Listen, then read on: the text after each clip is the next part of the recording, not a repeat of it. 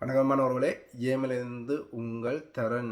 இன்றைக்கு கதிரனா நேற்று நிறையில் வழங்கின பதிவைத்தான் நீங்கள் கேட்க போறீங்கள். இதில் அவர் குறிப்பிட்டார்கள், இந்த அஞ்சலி செலுத்துறவங்க தங்களை நியாயப்படுத்துறதுக்காண்டி துவாரகாணிக்கு பயந்து தாங்கள் அஞ்சலி செலுத்துகிறார்கள் என்ற ஒரு கருத்தை இப்போ வைக்கிறார்கள் என்றால் அதுக்கான சரியான பதிலையும், மற்றது இறுதி வரையும் களமாடி சிதைஞ்சிருக்கிற போராளிகளை பார்த்து நீ ஏன் தேசரை காப்பாட்ட குப்பி கடிக்கிறீ என்று சொல்லி யார் கதைக்கிறார்கள்?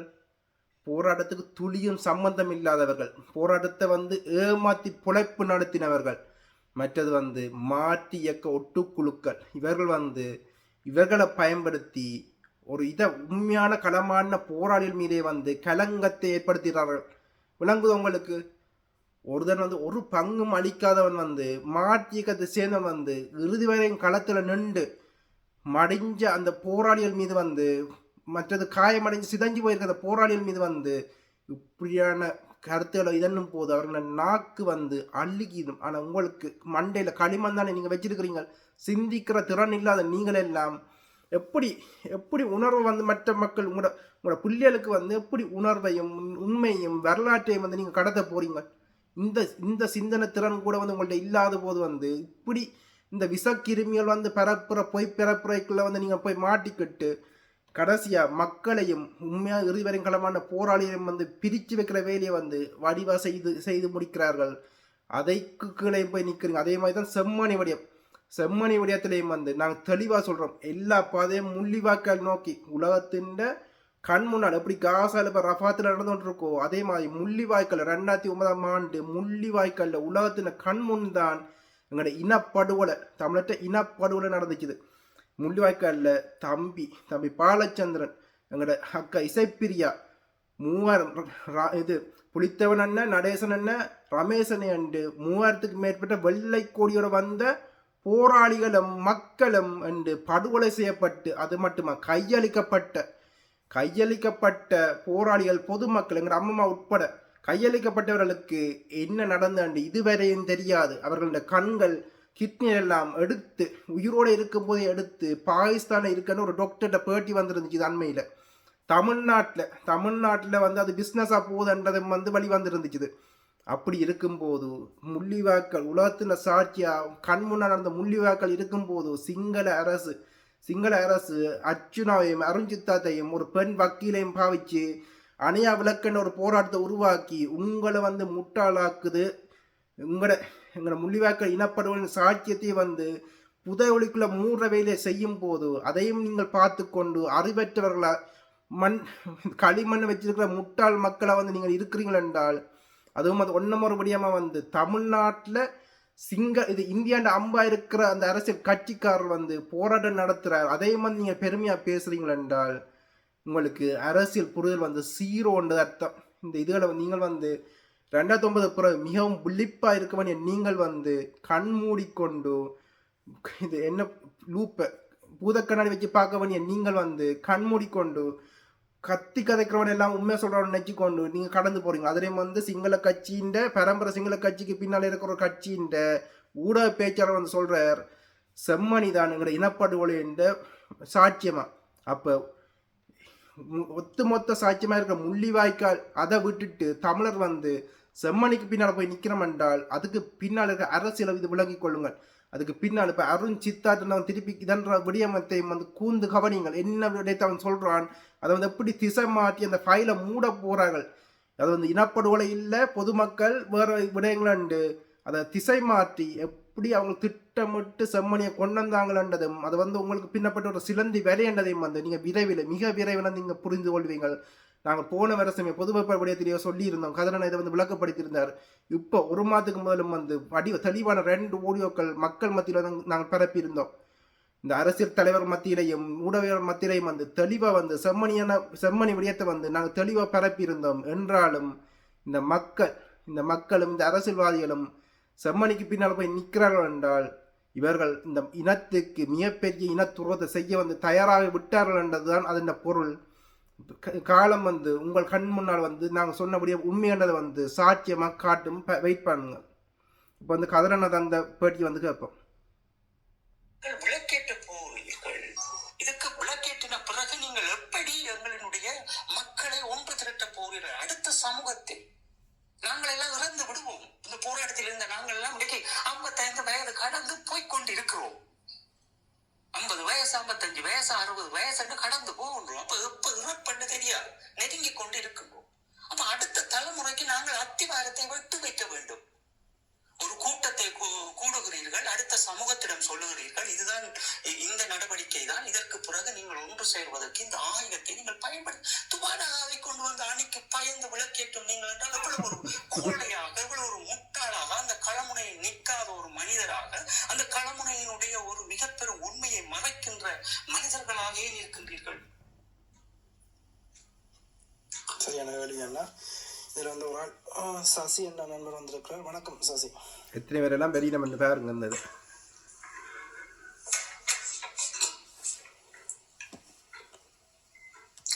வாய்ப்பு கொடுங்க தர. சசி நிற்கிறீங்களா?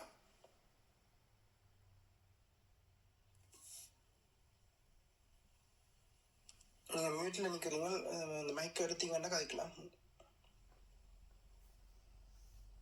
இவர் எல்லோரும் நீங்கள் கேட்பீங்க. ஓ, நீங்கள் கதை கொண்டு அடி இருக்கிறார். அதுதான் தரேன். எங்களுக்கு உரையாடணும் என்பதும் எங்களுக்கு ஆசை அல்ல, அல்லது இந்த மக்களோடு நாங்கள் எங்களுடைய நேரத்தை வீணடிக்க வேண்டும் என்பதும் எங்களுக்கு அவசியம் அல்ல. ஆனால் எங்களுடைய என்னிடம் இருக்கின்ற நியாயத்தை நாங்கள் எடுத்து வைக்கின்றோம் தரன். எங்களுடைய நேர்மையின் தரன் ஊடகம் மூலம் நாங்கள் எடுத்து வைக்கின்ற, தொடர்ச்சியாக எடுத்து வைக்கின்ற கருத்துக்களை நாங்கள் எடுத்து வைக்கின்றோம். உங்களுக்குரிய வாய்ப்பை நீங்கள் பெற்றுக்கொள்ளுங்கள், நாகரிகமாக உரையாடுங்கள். அது மட்டும்தான் கதிரோடு இருக்கும். மாமனிதர் அவர்களினுடைய நிகழ்வு, அவர்களுடைய கொள்கைகள் இருந்தால் எங்களோடு நீங்கள் நாகரிகமாக உரையாடுங்கள். நாகரிகமற்றீர்கள் என்றால் இறக்கப்படுவீர்கள். அதற்கு நாங்கள் ஒன்றும் செய்ய முடியாது. நாங்கள் சாகும் வரைக்கும் நாங்கள் இப்படி தான் இருக்க போவோம். இதில் எந்த மாற்று கருத்தும் இல்லை. சாப்பிட்றாராம் எங்களுக்கு அதை கேட்டான். அந்த அறிக்கையில அது எனக்கு இதான்றது வந்து தமிழன விடுதலை புலிகள முத்திரையா குத்தி வந்து அறிக்கை விடுகிறார்கள். இது சில நேரம் இப்ப அறிக்கைகள் வந்து போலியாகவே இருக்கும் தரன். என்னென்றால் இதுல முதல் நாங்கள் பார்க்கிற விடயமே இதுதான் தரன். இந்த தமிழ் ஈழ விடுதலை புலிகள் என்கின்ற அந்த மாபெரும் சக்தியை வந்து உடைத்தெறிய வேண்டிய தேவை வந்து இந்த 2009 5ஆம் மாதம் 17ஆம் தேதிக்கு பிற்பாடு வந்து பல சக்திகள் அதுக்கு பிறகு எப்படி தமிழர்களை உடைக்க வேண்டும் என்கின்ற ஒரு நடவடிக்கை இருக்கிறது. அப்ப எல்லாத்தையுமே உடைச்செறிஞ்சிட்டாங்க. நான் வந்து ஒரு தமிழ் ஈழத்துக்காக அந்த மாமனிதரோடு கை சேர்த்து போராடிய ஒருவனாக 17ஆம் தேதி மட்டும் நான் இருந்தவன். இப்ப நான் ஒரு ஈழத்தமிழனாக என்னிடம் இருக்கின்ற நியாயத்தை தான் நான் இந்த இளையோர்களுக்கு எடுத்து வைக்கிறேன். இவ்வளவுதான், வேறு ஒன்றுமே அல்ல. நாம் போராளிகளாகின்றோ இதெல்லாம் எனக்கு தேவையில்ல விஷயம். அவர்கள் எல்லாம் மடிந்து விட்டார்கள். நாங்கள் இருப்பவர்கள் மிகுதியானவர்கள், ஒழுக்கங்களோடு எங்கள் மக்களை கட்டிக்கொண்டு இந்த இலட்சியத்தை அவரிடம் கையளித்திருக்க வேண்டும். அப்ப இந்த புல்லுருவிகள் எப்போதும் எம்மை சிதைத்துக் கொண்டே இருப்பார்கள் தரன். அப்ப இந்த எம்மை சிதைப்பவர்களுக்கு நாங்கள் என்ன செய்ய போகின்றோம், எந்த நடவடிக்கையை மேற்கொள்ள போகின்றோம் என்று இங்கே யாரும் சிந்திக்க போறதுக்கு தயாராக இல்லை. எம்மை இப்படித்தான் அழிப்பார்கள். தங்களை ஒரு தேசிய தலைவரை பேசிக்கொண்டு தாங்கள் ஏதோ மகுடம் சூடியவர்கள் போல் அல்லது தேசியத்தை காப்பவர்கள் காட்டிக்கொண்டு உள்ளால் எங்களை குத்தி கொண்டே இருப்பார்கள். இந்த பிரிவினைகளை தந்து கொண்டே இருப்பார்கள். அப்ப நாங்கள் ஒரு அறிவார்ந்த சமூகமாக இருந்தோம் என்று சொன்னால் நிச்சயமாக வந்து நாங்கள் இவ்வளவுக்கு ஒரு குழுக்களுக்காக நாங்கள் மாமனிதர் அவர்களுடைய அந்த ஒரு முக்கியமான நாளையும் ஒரு எழுச்சிகரமான நாளையும் அடுத்த தலைமுறையினுடைய ஆயுதத்தையும் நாங்கள் சிதைக்க மாட்டோம். நான் சிதைக்க போவது அல்ல, நான் சிதைக்க விட போறதும் அல்ல. என்னால் முடிந்த அளவு இந்த மக்களிடம் கடத்த முடியுமோ நாங்கள் கடத்துகின்றோம்.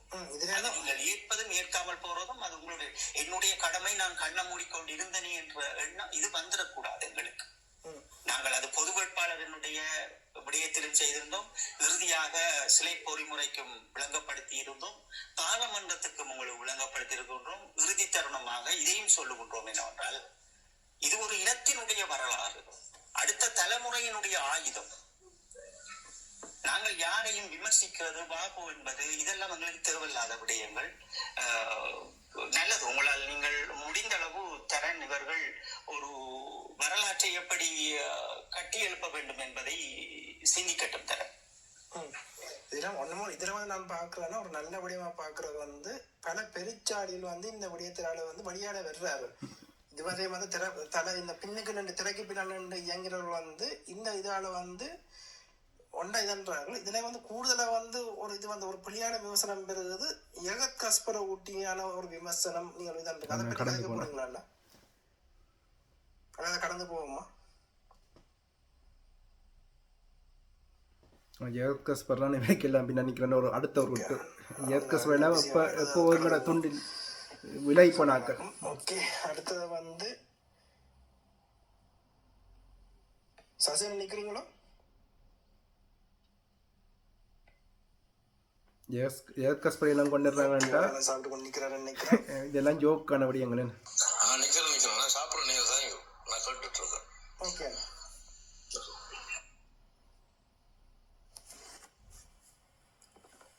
இந்த இதுல என்ன நான் வந்து இதா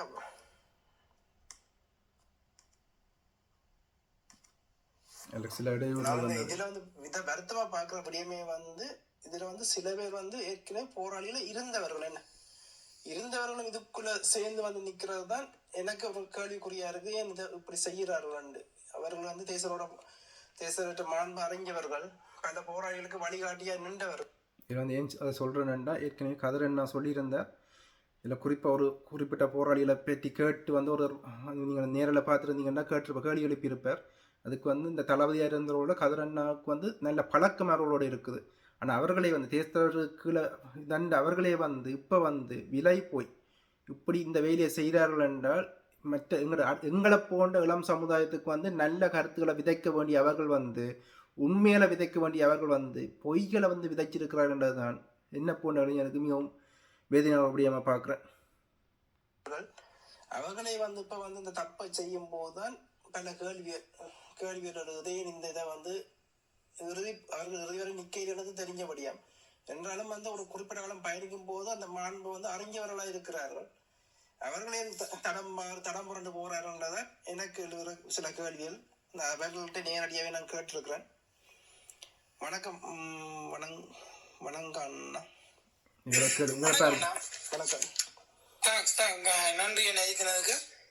நான் ஒரு கேள்வி கேட்கலாம். இப்ப விளக்கு ஏத்துறதா ஏத்த கூட எது நல்லா பண்றீங்க? இதுல வந்து நாங்கள் வந்து சொல்றபடியம் வந்து இப்ப எங்களை தேசத்துல வந்து ஆவதியான படியத்தை வந்து வெளிக்கொண்டு நாங்கள் என்றாலும் வந்து இது வந்து அதுக்கான தருணம் இல்லைன்றதை வந்து நாங்க சொல்றோம். அதுக்கு வந்து நாங்கள் ஒற்றுமையா இருக்கணும். அதுக்கு அந்த தேசருக்கான இதான் சரியான தருணம் இல்லையன்றீங்க. ஆனா இந்த முன்னாள் போராளிகள் அவர் இல்லை என்றால் என்னடி வேலையெல்லாம் வெளியில வந்த வெளிநாடுகளுக்கெல்லாம் இல்ல இதுல வந்து மேஜர் தளபதியா இருந்தவெல்லாம் தலைவரை விட்டுட்டு என்ன உயிரோட வழியில வந்திருக்கேன். சைனட் குப்பியெல்லாம் கலட்டி போற ஓட்டு வந்திருக்கேன். இதுல வந்து உங்களுக்கு எந்த புரிதல வந்து நான் உங்களுக்கு விளங்குறேன். சில கதிரன் அதுக்கு மேல விளங்கப்படுத்துவார். எந்த புரிதல்ல வந்து இப்ப வந்து உண்மையான போராளிகளை இந்த இதால வந்து ஒரு கையில ரெண்டு மாங்கின விடயத்துல வந்து இந்த இதுல வந்து உண்மையான போராளிகளையும் வந்து மக்கள் மத்தியில இருந்து விலக்கி வைக்கிற நடவடிக்கையாம இருக்கும். ஏன்னா இதுல வந்து விலக்கு கொடுத்துறவர்கள் ஒருதர் கூட வந்து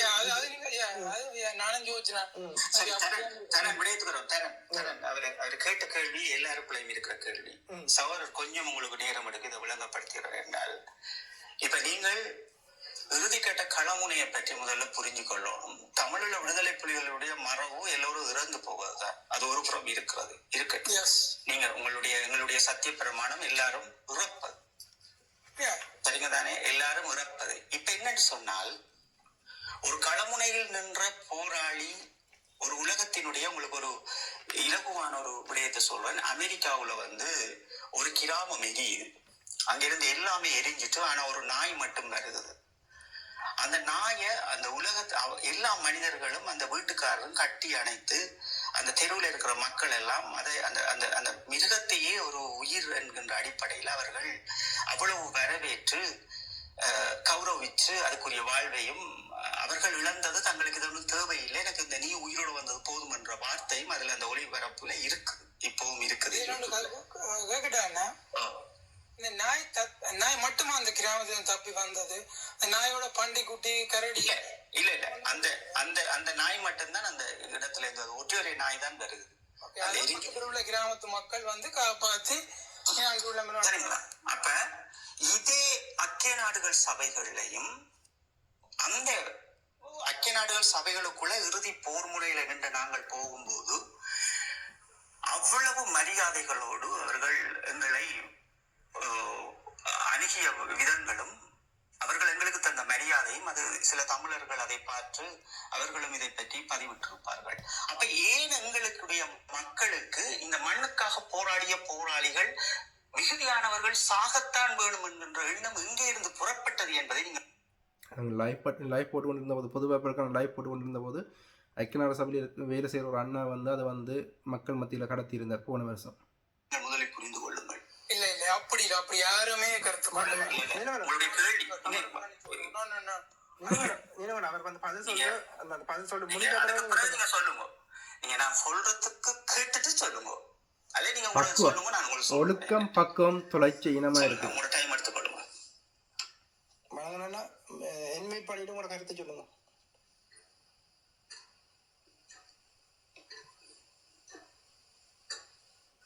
கதைக்கிறீங்களா? வணங்கண்ணா கதிர நீங்க தொடரும் வந்து. சரி, அப்ப இந்த போராளிகள் மீது அதான் நான் சொல்லுகின்றேன் என்னவென்றால் ஒரு நாட்டுக்காக போராடிய அந்த வீரர்களை வந்து உலக தேசத்தில் இருந்த அனுசரணை நாடுகளுக்கும் இலங்கை நாடுக்கும் இந்தியாவுக்கும் ஒரு தேவை இருக்கிறது. என்னவென்றால் அண்ணா சொல்லிய அந்த வார்த்தை, அண்ணா எப்படி சொல்லுகின்றார் என்றால், இந்த போர் முடிகின்ற போது நாங்கள் ஒரு பாம்பினுடைய செட்டைகளாக மிகுதியானவள் ஆக்கப்படுவீர்கள். அண்ணா, நான் அந்த உங்களுக்கு குறிப்பிட்டிருப்பேன் பல முறை. நான் எழுதுகிற புத்தகங்களிலும் இந்த பாம்பு சட்டை என்பதையும் வைத்திருப்பேன். இந்த பாம்பு சட்டையை ஏன் போராளிகளை உதாரணம் காட்டினார்கள் என்றால், இந்த உலகத்தில் வந்து ஒரு விறகுக்கு ஒரு இலைக்கெல்லாம் மதிப்பு உண்டு.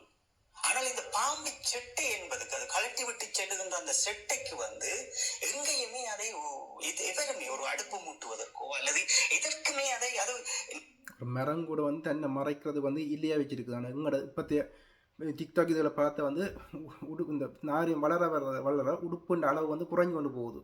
எங்களோட இனமே இப்படி செய்தான்ற ஒரு கேள்வி வந்து எங்கள்கிட்ட இருக்குது. அங்கே இலங்கையில் யாழ்ப்பாணத்தில் ஒழுக்கத்தை பார்த்து வளர்ந்த நாங்கள் வந்து இப்போ எங்களோட ஆட்கள் வந்து நாகரிகம்னு சொல்லிக்கொண்டு நாகரிகம் மட்டு போகிற விடயத்தை வந்து பார்க்கும்போது வெறுப்பாக இருக்குது.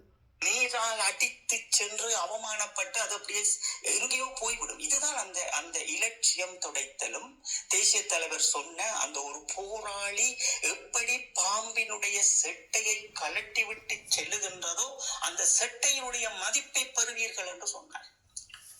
அப்ப அவர் அந்த இறுதியாக சொன்ன வார்த்தையினுடைய அர்த்தத்தை முதலில் நாங்கள் புரிந்து கொள்ள வேண்டும். என்னவென்றால், இந்த போர், இந்த நாட்டுக்காக போராடிய அந்த மாபெரும் மனிதர்களை அடித்து நொறுக்குவதற்கு நீ நான் என்று பல புல்லுருவிகள் எமக்குள் இருந்து இன்றைக்கு அந்த களங்கங்களை இந்த 16 வருடங்களுக்குள் விதைத்து வைத்திருக்கின்றார்கள்.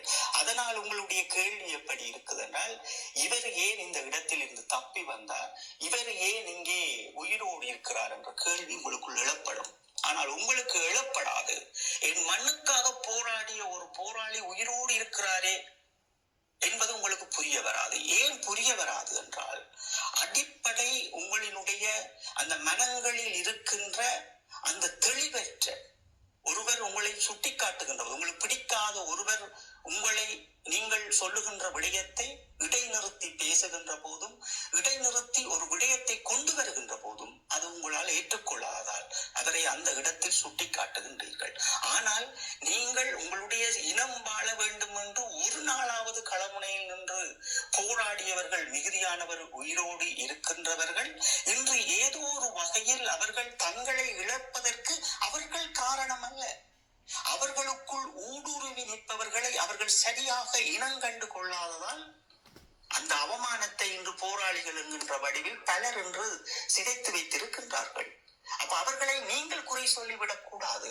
உங்களுடைய ஒரு இனத்தினுடைய அடையாளத்துக்காக போராடியவர்கள். அப்ப அரசு துறையில் மட்டும் இல்லை, டிசிஸில் கூட வந்து பல போலிகள் இறுதிக்கடத்தில் நின்று பொய் சொல்லிக்கொண்டு பல போலிகள் வந்து டிசிஸுக்குள்ளேயும் வந்து இறக்கப்பட்டிருக்கார்கள். அரசு துறையில் மட்டும் இல்லை, இங்கே மற்ற பக்கத்திலேயும் வந்து பல போலிகளை வந்து நாங்கள் கண்டறிஞ்சிருக்கிறோம்.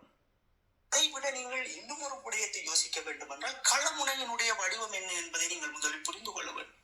களமுனை எப்படி எப்படி இருந்தது, அது எப்படி எப்படி மக்கள் விடுதலை ஆகினார்கள், அதோடு எப்படி எப்படி போராளிகளை கையளித்தோம் பெற்றோரிடம், அது எப்படி எப்படி அவர்கள் போனார்கள் என்ற வரலாறுகளை நீங்கள் புரியாமல் யாரோ ஒருவர் மேடையில் பேசுகின்ற பேச்சுக்காக உணர்ச்சி பூர்வமாக அவரை எதிர்க்கிறார்கள் என்பதற்காகவும் அல்லது தேசிய தலைவருக்கு விளக்கு கொளுத்துகின்றார்கள் என்பதற்காகவும் நாங்கள் அவர்களை போராடியவர்களை அவமானப்படுத்த முடியாது.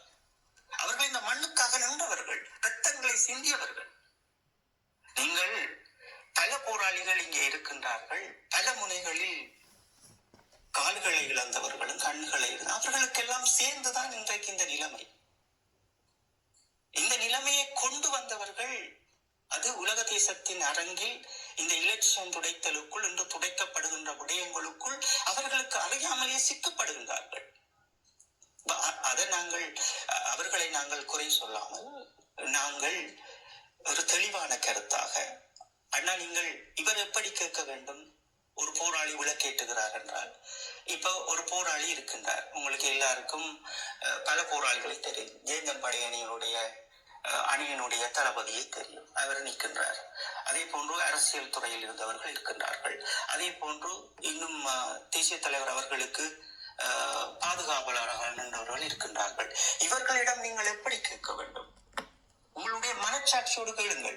அண்ணா நீங்கள் வந்துட்டீங்கள், இந்த மண்ணுக்காக போராடிய நீங்கள் இதற்கு இந்த நேரத்தில் ஒரு சரியான விளக்கங்களோடு நாங்கள் ஒரு அரசியல் அண்ணாக்கு பிடித்த விடயம் நாங்கள் ஒன்றும் செய்ய முடியாது, நான் ஒரு பொதுமகனாக இருக்கின்றேன் அல்லது நான் கூட உங்களோடு போராடிய போராளியாக இருக்கின்றேன், இதை ஏன் அண்ணா செய்கிறீர்கள் என்று கேட்பதுதான் எங்களுடைய மாண்பு. நீங்கள் எல்லோரும் வந்து அந்த விளக்கேற்றுபவர்களை மரியாதை இல்லாமல் பேசுவதும், களமுனையில் போராடி இறுதியாக தன்னுடைய வாழ்வியலையும் நாட்களையும் தொலைத்து விட்டு அந்த தலைவனையும் தொலைத்து விட்டு அனாதைகளாக நின்று வாழ்வில் அடித்து முன்னேறி போகின்ற அந்த போராளிகளை பார்த்து விமர்சிப்பது என் இனமா இது என்று நாங்கள் யோசிக்கின்றோம் போராடியவர்கள். ஆனால் அந்த இடத்திலும் நாங்கள் தெளிவாக இருக்கின்றோம், உங்கள் மேல் கோபப்படாமல் இது எலெக்ஷன் துடைத்தலில் இப்படித்தான் நடக்கும் என்பது நமக்கு தெரியும். அப்ப புலத்தில் வாழ்கின்ற ஒரு வெள்ளைக்காரருக்கும் எமக்கும் என்ன சம்பந்தம்? ஆனால் அந்த இறுதி களமுனையில் நின்றோம் என்பதற்காக எம்மை அவ்வளவு மதிக்கின்றார்கள். அந்த தேசிய தலைவர் அவர்களுடைய வளப்பை பார்த்து வியக்கின்றார்கள். அந்த வியத்தலை பொது வேட்பாளர் விடயத்தில் ஒரு சகோதரர் அதற்குள் வேலை செய்கின்றவர் அழகாக கூறியிருப்பார். போன வருஷம் கதிராகிய உங்களுடைய குடும்பத்திற்கு இவ்வளவு மரியாதை தந்தது என்பதை. அப்ப ஏன் எங்களுடைய மக்கள் தரவில்லை என்றால் இந்த சிதைவுகள் ஏற்படும். நீங்கள் தராதால் நான் உங்களை வெறுப்பதும் அல்ல, அல்லது எங்களுடைய போராளிகளை நீங்கள் விமர்சிப்பதால் இதற்கு முடிவும் கிடைக்க போறது. இதற்கு முடிவு கிடைக்க போக வேண்டும் என்றால் 4 பேர் தனித்துவமாக நிற்கிறார்கள், இதை செய்ய போகின்றேன் என்றால் அவர்களை உங்களுக்குள் இணைத்துக் கொள்வதற்கு நீங்கள் முயலுங்கள், முற்பட்டுக் கொண்டே இருங்கள். அதுதான் தேசிய தலைவர் அவர்கள் 2 முறை கற்றுத் தந்திருக்கின்றார். ஒரு முறை எங்களுடைய பாலகுமாரன் அண்ணா போன்ற மிக பெரும் சிறந்த மனிதர்களை இந்த போராட்டத்துக்குள் இணைத்ததும், அதற்கு பின் சுட வேண்டியவர்களையும் தூக்கி எறியப்பட வீச வேண்டியவர்களையும் உலக அரங்கிற்காக அரசியல் ரீதியாகவும் ஒற்றுமைப்படுத்தி இருந்தார். அப்ப இந்த விடயங்களை புரிந்து கொண்ட நாங்கள் எவ்வளவு புரிதலோடு அந்த மாமனிதருக்கு நாங்கள் மரியாதையை கொடுக்க வேண்டிய நேரங்கள் இருக்கிறது. நாங்கள் எங்களுடைய மக்களுக்கு அதுதான் சொல்லுகின்றோம். இவர்கள் செய்கின்றார்கள் என்பதுபடியால் யாரும் அவர்களை விமர்சித்து அல்லது இது பண்ணாமல் கருத்தை எடுத்து வையுங்கள். அவர்களுடைய கருத்தை கேளுங்கள், உங்களுடைய கருத்தை கேளுங்கள். அவர்கள் இதற்குள் சரிவராவிட்டார்கள் என்றால் அவர்கள் ஒரு பகுதியாக துவாரகாவினுடைய அணி போல் அவர்களும் நிற்கட்டும். ஆனால் போராடியவர்களை நீங்கள் இழிவுபடுத்தப்பட போகும் எல்லாம் நீங்கள் அது இயற்கையாகவே தண்டனைக்கு உள்ளாக்கப்படுவீர்கள். நீங்கள் ஒரு போராளியை எடுத்து பாருங்கள், இந்த நவருவன் தம்பி அவர்களை எடுத்து பாருங்கள், அவர் சிதைந்திருக்கின்ற விதத்தை எடுத்து பாருங்கள். அவரும் இந்த முன்னாள் போராளிக்குள் தான் அடங்குவார். ஆனால் நிற்கிறார்கள் அல்ல. இந்த மண்ணுக்காக போராடி விட்டு உடலங்களை சிதைத்து விட்டு நீங்கள் என்ன பேசினாலும் கேட்டுக்கொண்டிருக்கிறார்கள் அல்ல. அப்படித்தான் எல்லாருமே, நான் உட்பட. அப்ப நாங்கள் மிகுதியானவர்கள் எங்களுடைய மாமனிதர் அவர்களுக்கு வீர வணக்கம் செலுத்துகின்றோம் என்கின்ற தொனிப்பொருளில் இன்று அவர்கள் வந்திருக்கின்ற அறிக்கையை தம்பி மாறன் அவர்களும் அனுப்பி இருக்கின்றார். அப்ப அதை பார்க்கும் போதே தெரிகிறது அவர்கள் ஒரு குழந்தை பிள்ளைத்தனமாக இந்த ஒரு விளையாட்டாக நினைக்கின்றார்கள். அவர்களுக்கு அதான் தெரியும், ஊடகம் என்பது ஒரு பொழுதுபோக்கு. 2 ஜீரை எடுத்து குடித்து விட்டு நீ நான் என்று பேசுவது, அதை மீண்டும் போடுவது, ஏதோ ஒரு வருமானம் வரும் யூடியூப்பிலும் அதிலும், இதுதான் வாழ்க்கை. அல்லது இவர்கள் தங்களை பெரியவர்களாக காட்டிக்கொண்டு யார் யார் வரும்போதெல்லாம் வந்து இது பண்ணுவார்கள், அவர் எப்ப கொஞ்சம் இது பண்ணும்போது அவரை வைத்து விமர்சிப்பார்கள். இவர்களுக்கு சரியான அரசியல் புரிதலும் இருக்க போறது அல்ல, அரசியல் தெளிவுக்காகவும் இவர்கள் வாழ போறதல்ல, எங்களுடைய இனத்திற்காக இவர் வாழ போறதல்ல, அந்த மாமனிதருக்கினுடைய அந்த தேசியத்தை கட்டமைப்பை இறுதி வரையும் அவர்கள் தூக்கி சுமக்க போறவர்களும் அல்ல. காலங்கள் நேரங்கள் அப்படியே சுத்தி கொண்டு வருவது போல் அவர்களும் சுத்தி கொண்டுதான் இருக்க போகின்றார்கள். எப்படி அமாவாசை வருகின்றதோ, எப்படி பௌர்ணமி வருகின்றதோ அப்படியே சுத்தி கொண்டுதான் இருக்க போறேன். தெளிவுபட யாரும் அல்ல இங்கே. எனக்கு எல்லாம் தெரியும் என்ற அந்த ஆணவம், இது அடிப்படை. தேசிய தலைவர் உங்களுக்கு சொன்னது போல் 2 வசனம் தான். ஒரு நல்ல பிள்ளைக்கு அவருடைய பெற்றோர்கள் எதுவும் சேர்த்து வைக்க தேவையில்லை. அதே போல் அந்த தாய் தகப்பன், நல்ல தாய் தகப்பன் எவ்வளவு சொத்தையும் சேர்த்து வைத்து ஒரு கெட்ட பிள்ளைக்கு அவர்கள் அவ்வளவு கஷ்டப்பட்டு ஒரு நல்ல தாய் தகப்பன் சேர்த்து வைக்க வேண்டிய அவசியமும் அல்ல. இதுதான் இங்கே இருக்கின்ற 2 விடயங்கள். நான் அன்பார்ந்த எங்களுடைய மக்கள்கிட்ட கேட்கிறது ஒரே விடயம் என்னவென்றால், இந்த களமுனையில் போராடிய போராளிகள் அவர்கள் எப்படி தப்பி வந்தார்கள், இவர்கள் எப்படி தப்பி வந்தார்கள்? உங்கள் மண்ணுக்காக போராடியவர்கள் உயிரோடு மிகுதியானவர்கள் இருக்கின்றார்கள். களமுனை சூழல் என்ன, களமுனை என்ன, உண்மையான விடயங்கள் என்ன, அதை ஆய்வு செய்வதும் அதை அறிந்து கொள்வதும் நீங்கள் ஒரு ஈழத்து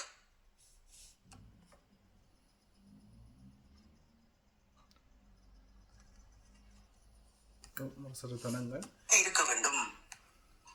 எத்தனை மீட்டர் வரை இருந்தார்கள் இறுதி களமுனையில், இது எங்கே போய் முடிகிறது என்று அந்த மண்ணுக்கு போங்கள், ஆய்வுகளை செய்யுங்கள். அது உங்களை மேம்படுத்தி செல்லும், உங்களுடைய பிள்ளைகளை மேம்படுத்தி செல்லும். இதில் வந்து நான் மெசேஜ் தன்னபடியாக அதில் வந்து கொஞ்சம் தரங்கள் வந்துருக்கு, அதை திருப்பி வரும், வெயிட் பண்ணுங்க. சாப்பிடுவதும் ரோல் விற்பதும் எல்லாம் விற்பதும் விற்பதும் விற்பதும் என்று கடைசியில் கொண்டு வந்து என்னுடைய மாமனிதரை வித்து தள்ளுகிறார். இல்லைங்கள், ஒரு தனித்துவமான ஈழத்தமிழன் என்று எவ்வளவுக்கு விழுந்து கிடக்கின்றான் ஈழத்தில் என்று ஒவ்வொரு ரூபாவாக இந்த புலத்தில் குளிருக்குள் நின்று உழைத்து உங்களுடைய புலம்பெயர்ந்த அந்த பணங்களால் இந்த போராட்டம் வளர்ந்த விதங்களும் இறுதி வரை அந்த பங்களிப்பில் இருந்த அந்த விடா முயற்சியும் இன்று தோற்கடிக்கப்பட்டிருக்கிறது. எங்கே தோற்கடிக்கப்பட்டிருக்கிறது என்பதை தான் நீங்கள் புரிந்து கொள்ள வேண்டும். ஒற்றுமையை குலைத்தறிவதே இந்த உலக பரப்பில் எம்மை தொடர்ச்சியாக செய்து கொண்டே இருப்பார்கள். தொடர்ச்சியாக இது நடைபெறும்.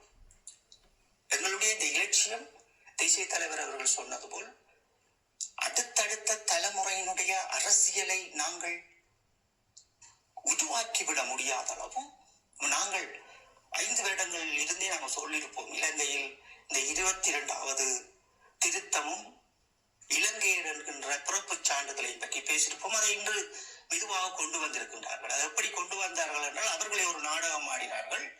ஒரு குழந்தையை பெற்றெடுத்தது போல் அதை வீசியது போல் வைத்துவிட்டு அதை போலீஸ் ஸ்டேஷன் அந்த அவர்களுடைய காவலர்கள் போய் விசாரணை செய்வது போல் செய்துவிட்டு திருப்பி ஒரு அறிக்கையை கொண்டு வந்து சட்டத்தில் நிறைவேற்றி விட்டார்கள்.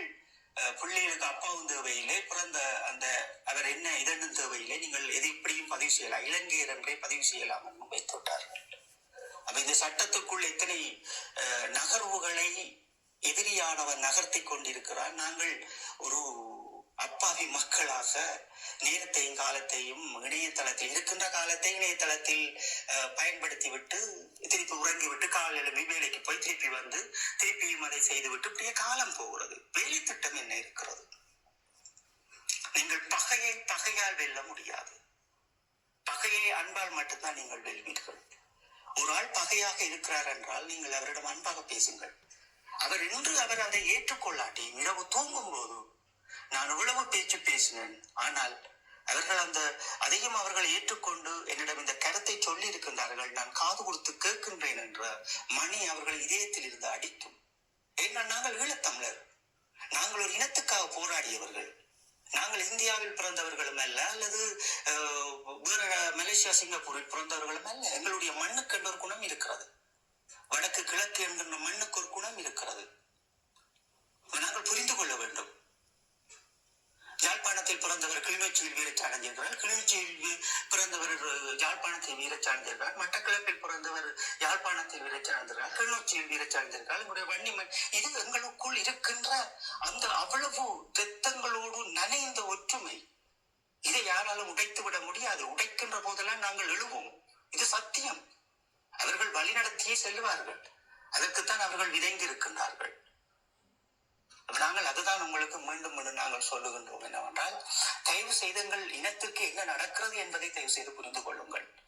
எங்களுடைய தேசிய தலைவருடைய படங்களை வைப்பதாலோ, அல்லது தமிழை பேசுவதாலோ, அல்லது தமிழ் விடுதலை புலிகளுடைய அந்த இதுகளை வைத்திருப்பதாலோ, அல்ல அவர்கள் தமிழ் விடுதலை புலிகள் விடாமை என்பதால் இவர்கள் எங்களுக்கு எதுவுமே செய்ய போறவர்கள் அல்ல. நாங்கள் எல்லோரும் புரிந்து கொண்டு மாறுகின்ற போதுதான் எங்களுடைய அடுத்த சந்ததிக்காவது ஒரு அடுத்த வரலாறு வேண்டாமா? எங்களுடைய அடுத்த சந்தை நீங்க பாருங்க, நாங்கள் இன்றைக்கு 2 யுகம் துளைக்க போகின்றோம். 20 ஆண்டுகள் நாங்கள் துளைக்க போகின்றோம். இன்னும் விரைவில் 4 ஆண்டுகளில் நாங்கள் 20 ஆண்டை கடந்து செல்கின்றோம். 2 தலைமுறை உருவாகி இருக்கிறது. அவர்களுக்கு நாங்கள் எதை இந்த கருத்துக்களெல்லாம் நீங்கள் உள்வாங்கி சிந்திச்சிங்களா, கொஞ்சம் கொஞ்சம் கண்ணை மூடி வந்து நீங்கள் சிந்திச்சிங்கள் என்றால் கதெல்லாம் சொல்கிற அனைத்து விடயங்களும் உண்மை என்று உங்களுக்கு புரியும். ஆனால் நீங்கள் உங்களுக்கு இத்தனை நேரம் இல்லை. நீங்கள் வந்து இலவில் வர்றதை தான் நீங்கள் கேட்குறீங்க. சோசியல் மீடியாவில் எது பரவுதோ அதை கேட்குறீங்க. பேச தெரியாது, எல்லாருக்குமே பேச தெரியும். நாங்கள் சிறார்களுக்கு எதை கேட்பீங்க? இணையதளத்தை பார்த்தீங்கன்னா இவர்கள் இப்படித்தானே என்று போற அளவு அடுத்த தலைமுறை பிள்ளைகள் வளர்ந்துட்டார்கள். தயவு செய்து அதை முருகடியுங்கள். நாங்கள் அப்படிப்பட்டவர்கள் அல்ல. இவ்வளவு காலமும் நடந்தது ஏதோ எங்களை ஒரு சக்தி இப்படி செய்துட்டு நாங்கள் பிரிந்திட்டோம், இனியும் நாங்கள் அப்படி செய்ய போறவர்கள் அல்ல. அது வருகின்ற மாவீர நாளில் நான் புலத்தில் உங்களை ஒரு புது மனிதர்களாக பார்க்க போகின்றேன்.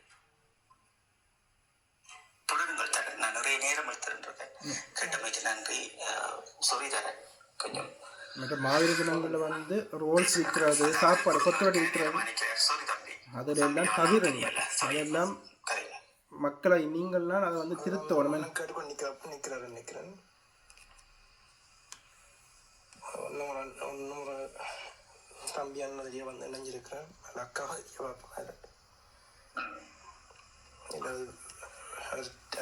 மற்றாக்கெல்லாம் கணக்கு கூட்டம் போட்டு லைவ் போடுவீங்கன்னா நாங்கள் 2 பேர் தனி மனிதராகவே வந்து எங்களால் வந்து ஒரு ஊடகத்தை வந்து கொண்டு போக முடியுமன்றதுக்கு நாங்கள் அது பொதுவாக விடயத்திலே நாங்கள் காட்டியிருந்தோம்.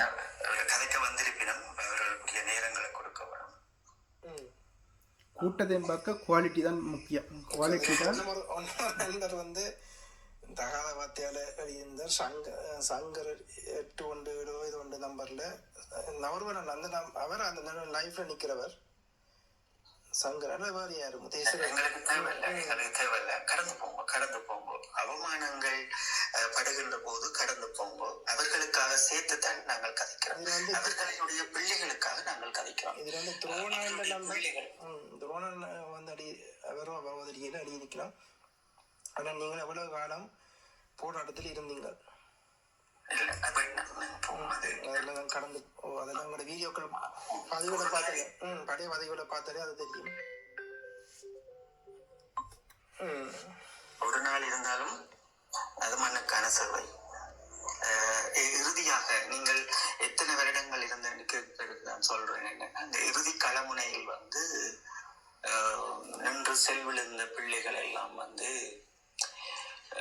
6 மாதங்கள் 3 மாதங்கள் 1 வருடங்கள் 1.5 வருடங்கள் 2 வருடங்கள் அவர்கள் ஏதாவது தேசிய தலைவர் அந்த தங்களுடைய மாமாக்கள் தன்னுடைய அண்ணாக்கள் களமுனையை நிற்கிறோம், எங்களால் ஏதாவது பணியை செய்யணும், அதை ஏதாவது ஒரு சாப்பாடு தர விடயங்களாக இருந்தாலும் சரி, அல்ல தண்ணி எடுத்து கொண்டு போற விடயங்களாக, காயப்பட்ட போராளிகளை பார்க்கிற விடயங்களாக இருந்தாலும் சரி, அவர்களெல்லாம் அவருடைய தியாகங்கள் எல்லாம் அது ஒரு யுகம். அவர்கள் ஒரு நாள் நின்றால் கூட இல்லை, அவர்கள் ஒரு கிழமை நின்றால் கூட இல்லை, ஒரு யுகம் இறுதி போர்முனை என்பது. அப்ப நாங்கள் இதற்குள் புதியவர் பழையவர், அதான் நான் சொல்லியிருப்பேன் என்னுடைய கவிதையில், பாருங்கள், அதை கேளுங்கள். புதியவர் பழையவர் என்று இங்கு ஒன்றும் இல்லை. அண்ணாக்கு தலைவருக்கு தெரிந்த தத்துவம் எல்லாம் அடுத்த தலைமுறையை காப்பதுதான். அதைத்தான் நாங்கள் உங்களுக்கு சொல்றோம். என்னவென்றால், தேர்வு செய்து எல்லாரும் ஒரு மாற்றத்தை கொண்டு வாங்குவோம். எங்களால் முடிஞ்ச அளவு நீங்கள் யாருடைய கதையும் கேட்க வேண்டும் என்றா இல்லை, அல்லது நீங்கள் நாங்கள் சொல்வதை நீங்கள் கேட்க வேண்டுமே. நான் சொல்லுகின்ற விடயத்துக்குள் நீதி இருந்தால் கேளுங்கள், தேவையான விடயம் இருந்தால் எடுங்கள், இல்லையோ அதை தூக்கி எறிந்துவிட்டு நீங்கள் உங்களுடைய வேலையை பாருங்கள். ஆனால் எதிரியாக யாரையும் பார்க்காதீர்கள். எதிரி தான் இன்று நாங்கள் எம்மை உருவாக்கி வைத்திருப்பது அதுதான்.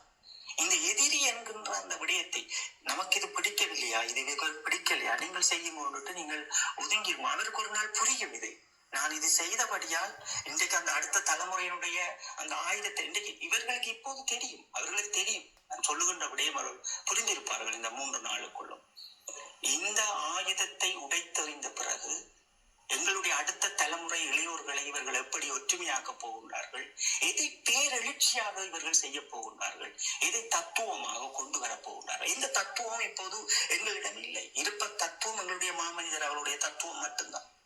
அப்ப இந்த தத்துவத்தை எப்படி இவர்கள் அலங்கரிக்க போகின்றார்கள் என்பது அது அவர்களுக்கு புரியும். விளக்கேற்றி விட்ட பிறகு இவர்களே நொந்து, இவர்களே நூலாகி, இவர்களே அதற்குள் வருகின்ற அத்தனை பிரச்சனைகளும் மன ரீதியாக அவர்கள் தாக்கப்படுவார்கள். இன்று நாங்கள் அப்படித்தான் இருக்கின்றோம். மன ரீதியாக இந்த இறுதி களமுனை என்கின்ற விடயங்கள், போராளிகள், மக்கள், இலங்கை அரசாங்கத்தால் சித்திரவதைகள் என்று இது ஒரு மனக்குமுறலான விடயங்களை எங்களுடைய இனம் சுமந்து நிற்கிறது. அப்ப நான் இந்த குமுறலுக்குள் நான் குலத்தில் 30 வருடங்களாயிருக்கிறேன், 40 வருடங்களாயிருக்கிறேன், 25 வருடங்களாயிருக்கிறேன், இது யாருடைய பிள்ளை என்று நீங்கள் போவது அது நல்ல விடயம் அல்ல.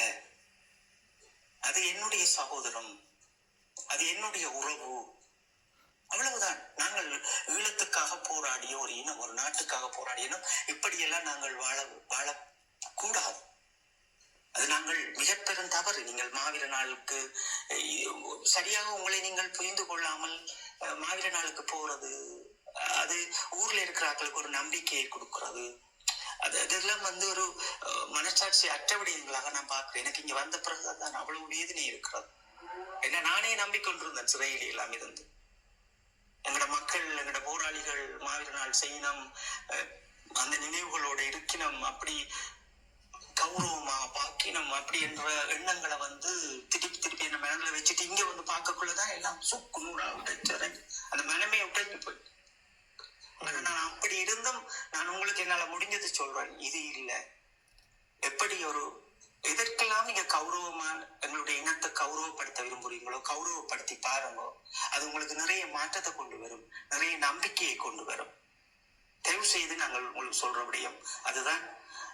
எங்களுடைய இந்த நேரங்களை நாங்கள் உங்களுக்கு ஒதுக்குவது, நீங்க 5 பேர் கேட்டாலும் சரி, 2 பேர் கேட்டாலும் சரி, இத ஒரு ஆள் கேட்டாலே உங்களோட குடும்பத்துல 4 பேர் இருந்தீங்கன்னா அந்த 4 பேருக்கும் ஏதோ ஒரு வகையில உங்களால சேருமன்றதுக்காக நாங்கள் எங்களுடைய இந்த மாமனிதருக்காக, எங்களுடைய நண்பருக்காக, அதுவும் இந்த மாமனிதரினுடைய அவருடைய அந்த சிறப்பான, இந்த உலகத்தின் மிகப்பெரிய சிறப்பான கொள்கைகள், அவருடைய கோட்பாடுகள், 2 வார்த்தையே பேச முடியாமல் அவ்வளவு கௌரவப்படுத்துகின்ற அந்த மாமனிதரை நாங்கள் இவ்வளவு பேச்சு பேசி, இவ்வளவு அழுக்கான வார்த்தைகளை பேசி, நாங்களே எங்களை குத்தி பார்த்து, இந்த மண்ணுக்காகவே உங்களுக்கு இந்த மண்ணுக்காகவே தங்களுடைய வாழ்வு எத்தனை ஆண்டுகள் தந்தவர்கள் உயிரோடு இருக்கிறார். அவர்களை பார்த்து நீங்கள் ஏன் குப்பி கடிக்கவில்லை, நீங்கள் ஏன் சாகவில்லை, இப்படியெல்லாம் கேட்கிறீர்கள் என்றால் முதலில் நீங்கள் உங்களுடைய மனச்சாட்சியை தொட்டு பாருங்கள். நான் கேட்பது சரியா? எனக்கு அந்த களமுனையை பற்றி என்ன தெரியும்? இந்த களமுனை வடிவம் எப்படி இருந்தது? விடுதலை புலிகள் இராணுவ கட்டமைப்பு என்ன? அந்த இராணுவ நகர்வை மேதகு அவர்கள் எப்படி வைத்திருந்தார்? அதை எப்படி அவர் வழி நடத்தினார்? தயவு செய்து பல விடயங்களை நீங்கள் ஆய்வு செய்யுங்கள். கண்டவர்களோடு எல்லாம் பேசி பேசி இந்த இனம் எல்லாமே குழப்படியை செய்து அந்த மாமனிதனுடைய அந்த தகமையை உடைத்து நொறுக்கி வைத்திருப்பது இந்த இலட்சியம் துடைத்தல். இதை தொடர்ச்சியாக செய்வார்கள். தயவு செய்து இதிலிருந்து கொஞ்சம் கொஞ்சமாக விடுபடுங்கள் என்கின்ற அந்த ஒரு நல்ல கருத்தோடு இன்று நாங்கள் இந்த தேசிய தலைவர் அவர்களுக்கு விளக்கேற்று நிற்கின்ற ஒவ்வொரு ஈழத்தமிழர்களிடமும் இந்த மண்ணுக்காக போராடி திட்டங்கள் செய்து ஏதோ ஒரு வகையில் மீண்டு வந்திருக்கின்ற போராளிகளுக்கும் கதிராகிய நான் கேட்பதும் உங்களிடம் சொல்லுகின்ற விடயங்களும் தம்பி மாறன் அனுப்பிய இந்த கடிதத்தினுடைய உள்நோக்கமும் நாங்கள் உண்மையிலேயே நீங்கள் இந்த பூச்சாண்டிக்கெல்லாம் பயந்து ஒரு 4 சிவத்துக்குள் அந்த மிக பெரும் மகானினுடைய எழுச்சியை நீங்கள் அடக்கி வைத்தீர்கள் என்றால் அது உங்களை நீங்கள் அழிப்பதற்கும் உங்களுடைய வருங்காலத்தை நீங்கள் அழிப்பதற்கும் அது நீங்களே போடுகின்ற கோடாகவே கதிராகிய நான் பார்க்கின்றேன். உங்களால் முடிந்தால் ஒரு கட்டமைப்பினை உருவாக்குங்கள். எங்களுடைய வடக்கு கிழக்குக்கு என்னென்ன தேவையோ அத்தனையும் செய்யுங்கள்.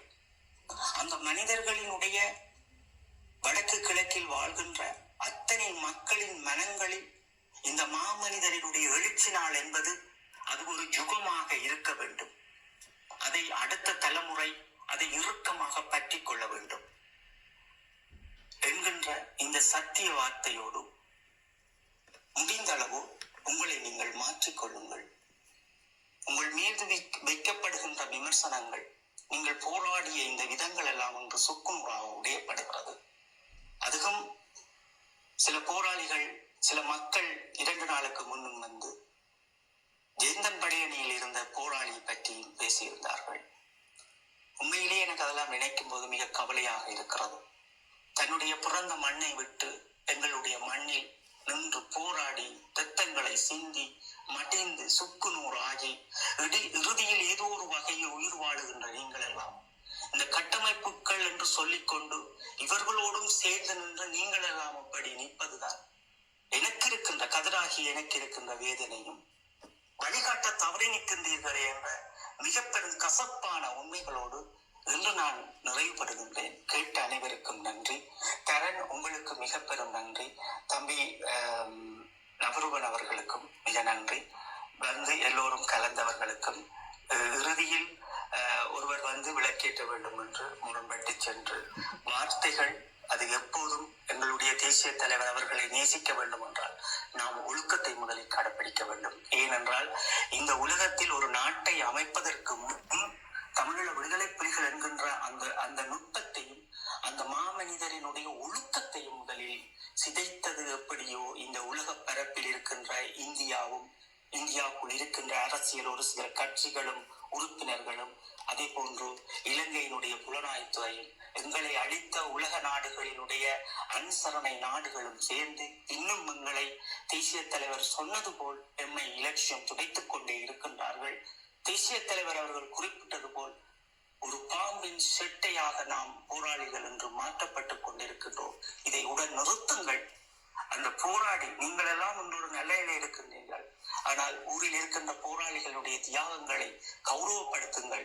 இந்த மண்ணுக்காக உங்களோடு நின்று போராடியவர்கள் அவர்களுடைய சிறப்புரிமையை அவர்களுக்கு பெற்றுக் கொடுங்கள் என்கின்ற இந்த சத்தியத்தோடும் உங்களிடம் இருந்து நான் என்று விடைபெறுகின்றேன். நன்றி எல்லோருக்கும். ஓகே, அடுத்த வீடியோவில் சந்திப்போம்.